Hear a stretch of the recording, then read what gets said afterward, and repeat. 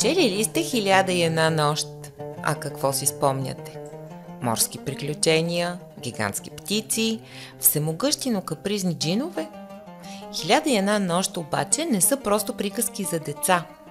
Ние имаме още много въпроси. Кои са били истинските разказвачи? Каква е разликата между халиф и емир?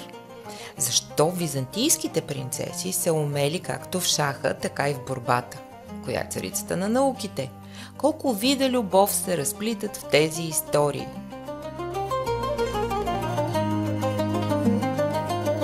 Още Ницше прави едно много важно откритие и то е, че всъщност любовта възниква през 12 век. Историческо фентези без елемент на магия. Всъщност приказките не са никак леко четиво и те са нещо коренно различно от нашата представа за приказка.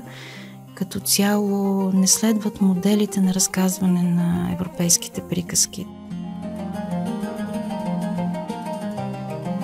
Слушайте първия епизод на подкаста на Студио 1002 продукции "Фантастични истории. Приказка от 1001 нощ".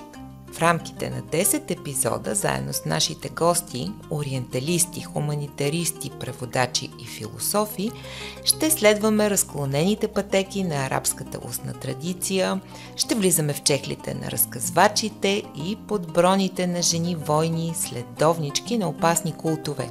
Ще яздим камили, ще умираме от любов и предателство и ще откриваме колко далеч или пък близо са арабските приказки и старогръцките митове.